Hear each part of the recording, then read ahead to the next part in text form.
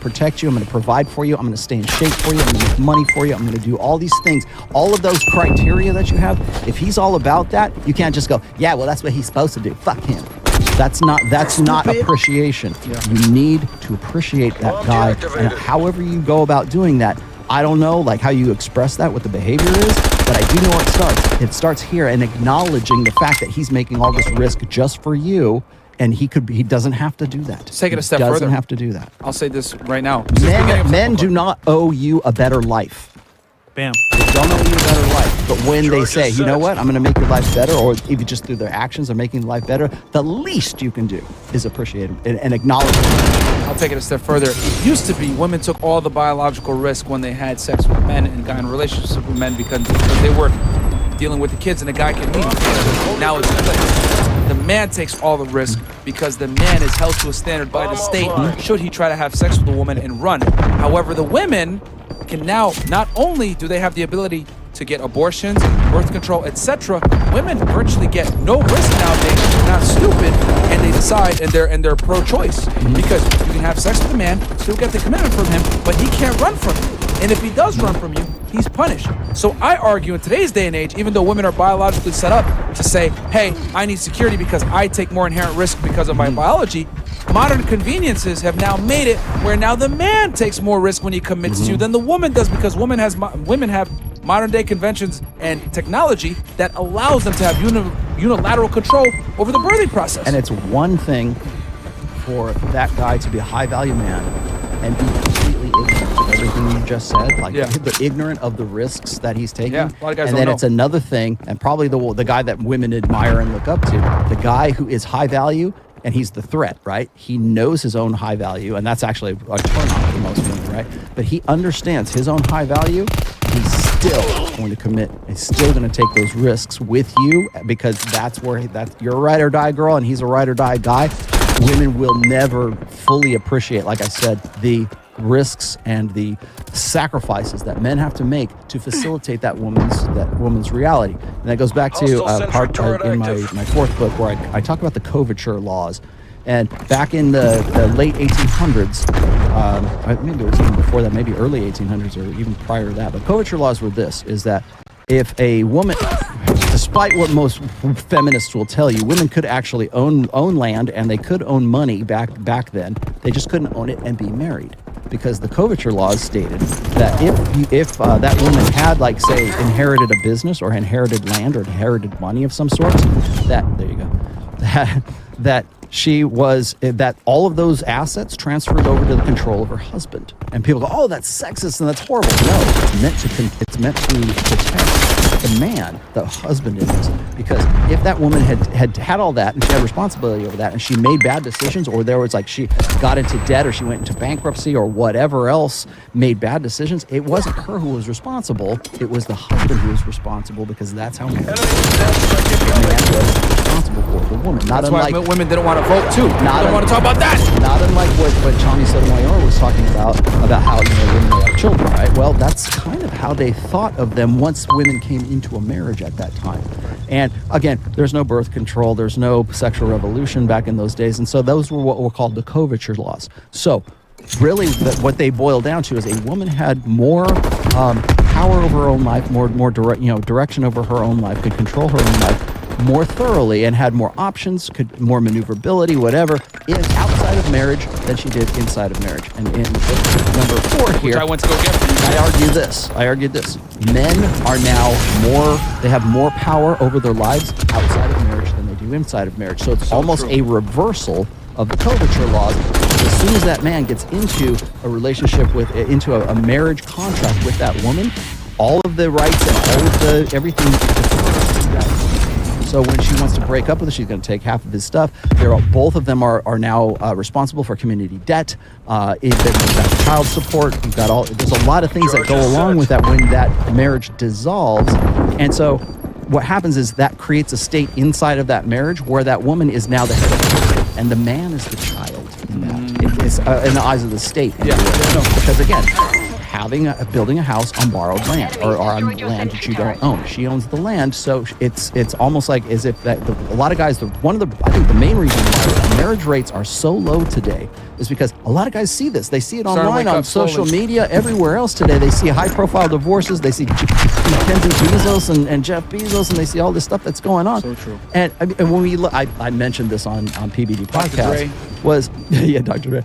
I mentioned this on PBD podcast is that if you go and you look at the 10 richest women on, I think it's Forbes or Morgan Stanley, 10 richest women in the world, every last one of them got it through divorce or they got it through inheritance. They didn't build it themselves. They didn't, not from the ground up. They took it from a man. The resource transfer from a man.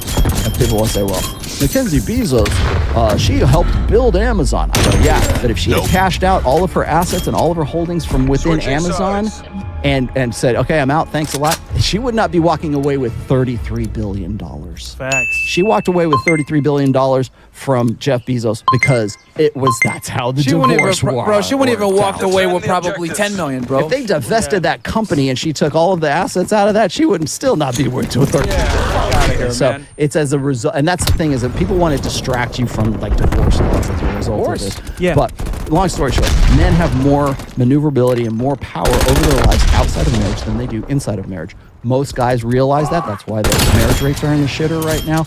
And so how do we fix that? Well, we've got to have some kind of marriage reform that goes along with that. But until then, ladies, if you've got a guy who is a high-value guy and he understands this and he knows his own value and you know his value and he's the guy that other men want to be and other women want to bang, and then he's the guy who says, you know what, I know I will be using all this power by getting into a relationship with you, but you're still worth it, and I'm still going to do it. You better fucking appreciate that. You better at least acknowledge that he's taking all this risk and making all of this sacrifice to facilitate a life with you. Women marry a lifestyle. They do not marry the man.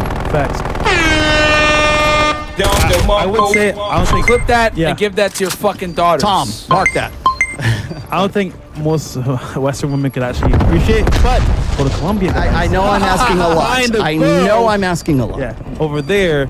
So yeah, I'm not advocating marriage. I'm just saying, if you find a one that is ride or die, hey man, you join the team and make it work. Like Liam, fornication wasn't an option for me religiously. Fair enough. Bomb defused. All right. Go!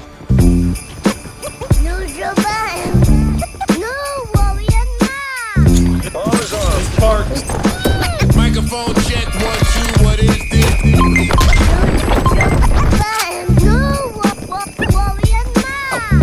Hostile counter Parks on the floor. Yes.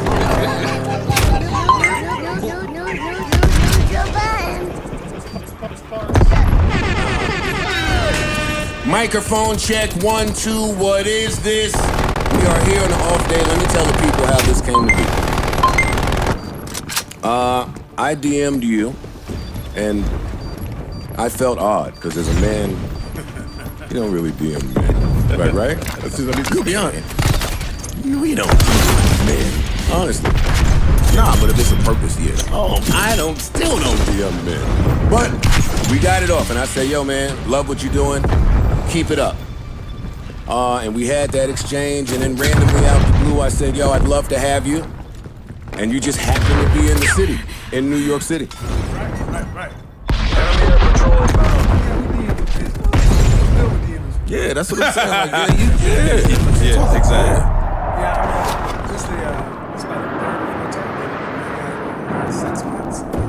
Only back in a couple 3 weeks, but I wanted to make sure I got a chance to get by here because I'm about to do a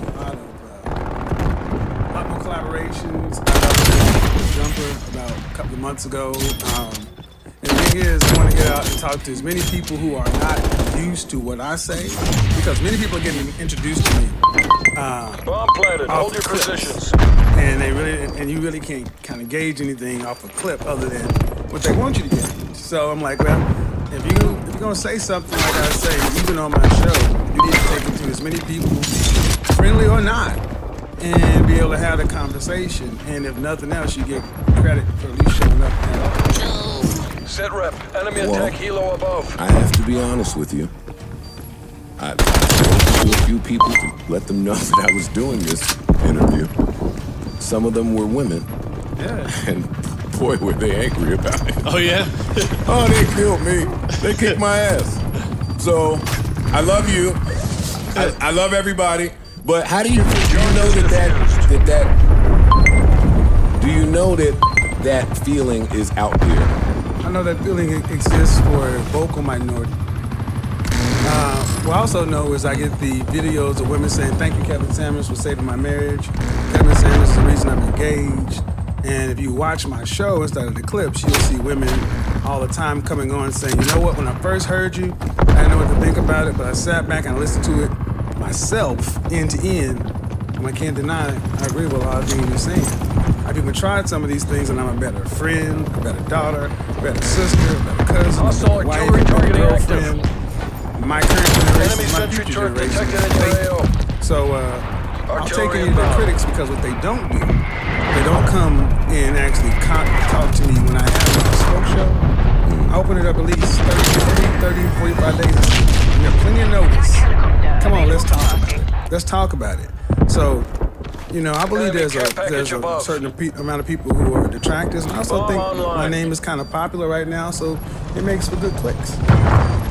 But if you really have a problem with it, let's talk about it. So what's your background? How did you kind of get started into your show? Well, it's a long path. Multiple enemy sentry turrets active. My background is pretty much Multiple this. enemy I sentry spent most turrets of my adult life in corporate sales. That's how I actually got to New York City. Spent some time in advertising and marketing, but the net of it is, as an image consultant, I was finding my male clients, they were becoming the best version of themselves. They kept coming back with the same thing. Looking for women on my level, my new level, my adjusted level, and I'm not finding any women who really are fitting what I'm looking for. Now, see, what we've been told is a lot of guys don't want relationships or marriage. That's really kind of the opposite. What many of you guys are saying, I'm trying to find somebody who wants to work with me and not wanting to be at odds. So I came onto YouTube years ago speaking to men. 3+ years of videos speaking to men. No one cared. But around June of last year, after I did a show that was almost like a Shark Tank kind of show, I started speaking to women because I've been speaking to women since 1989, back when we were doing these things on college campus. We'd have these relationship seminars, these dating seminars, back when Shahrazad Ali's book came out and caused all that whirlwind. We've been talking about relationships the longest. So just like anybody else, got a point of view and opinion, we started talking to women about some of the things I'm seeing, and a lot of things I'm hearing from men, and that kind of caught a moment. And of course, one video got into real star, had some traction, but of course, you know, the average best video is the one that blew up. And I said, you know, over 200,000, that's about us. That video did numbers that I've looked on their page and I haven't seen charges in 8 years. People were from coast to coast. They watching the entire video and having like loving and locking and having this conversation. It started a conversation. And my thing is actually started a conversation with women that men have always been having. We had this conversation on the basketball court, playing dominoes, spades in the barbershop. And when we can take them no cussing signs off, and we can be men like we grew up being, not these new grass-eating lions like we have to be today. No cussing in the barbershop. Men can't be men anywhere. We actually say what is on our mind. Now, the things that a lot of men are wanting are the same things they've always wanted. That's what men across the border seem to get in diminished quantities. And what we do here is we hear it all from one time. Color purple to exhaling to everything else. Women. Great. Well, I have one question to the women. What do the kind of women you want from a woman? And that's when you get cricket ass quiet. You can't ask that shit, man. Man. Could you give the man some credit for grass-eating lions? Yeah. Give him some credit for grass-eating lions. Listen, man. The problem is you could not ask because before, you know, you guys are used to all this. You're artists, musicians, and everything else. I come from the corporate side. But one thing I do know, 52 years old, that if you wanted to get out and speak to the public, you had to go through some sort of FCC regulated something. ABC, NBC, CBS, PBS, if there was anything, and then outside of New York City, AM, FM radio, the media was controlled. And the media's job is to sell advertising, which I sold. And if you're gonna have programs on during the daytime, you better sell advertising to the people who, you gotta give them the program they want. Even Gillette Razors. is sitting around telling men how to be